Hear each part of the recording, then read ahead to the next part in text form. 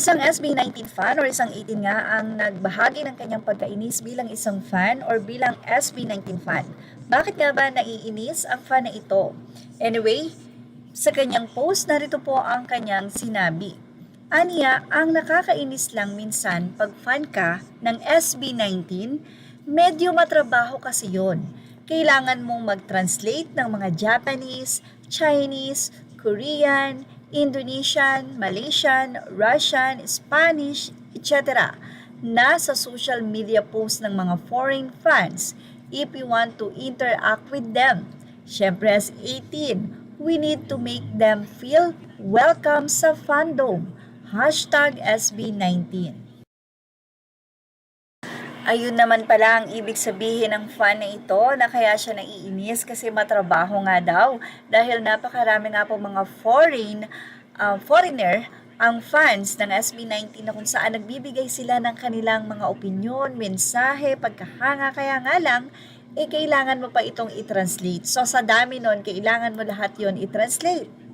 Pero, pasalamat na lang dahil meron na nga pong Google or ChatGPT na pwede na nga pong itanong kung ano ang sinasabi ng fans na ito. Pero, matrabaho pa rin. Kailangan mo pa rin ng internet.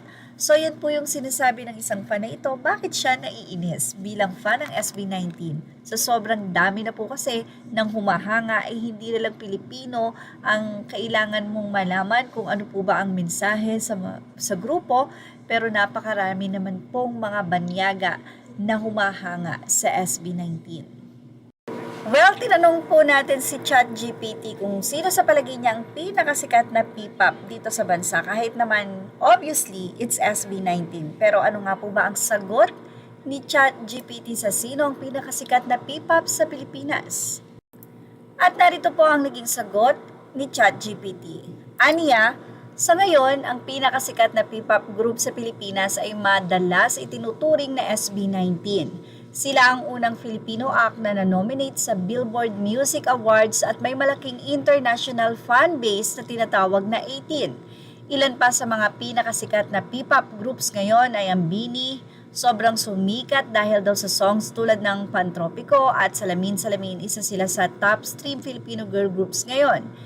BGYO, kilala sa modern pop at dance performances. Alamat, unique dahil gumagamit sila ng iba't ibang Philippine languages at cultural themes.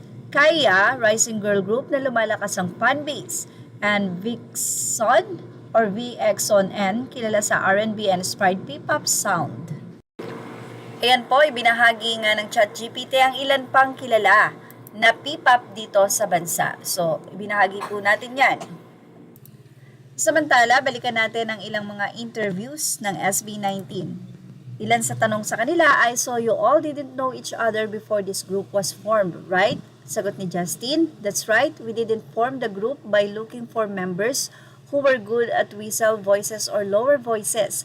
We formed the group and then got to know each other's strengths. It was kind of fate. We're so lucky to have come together with people who are so different in their abilities. Josh, we complement each other, don't we? Pablo, I think it's a miracle. I've always wanted to create a group like this because we have deep bass, low bass, mid-range, high bass, and super high bass.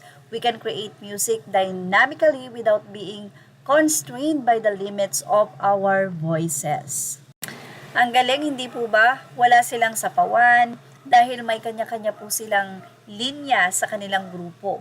At alam po yan ng SB19. Kaya nga sabi ni Pinunong Pablo, kapag ka po siya ay gumagawa ng kanta, ay doon isinasaalang-alang niya ang para kay Ken, ang para kay Josh, ang para kay Stel, ang para kay Justine, at ang para sa kanya. Biruin niyo po iyon. At ang nasabi naman pong 4 na bano ay sobra ang matinding respeto sa kanilang leader na si Pablo dahil alam nila yung dedikasyon at yung hirap din ng paggawa ng kanta para sa grupo nila.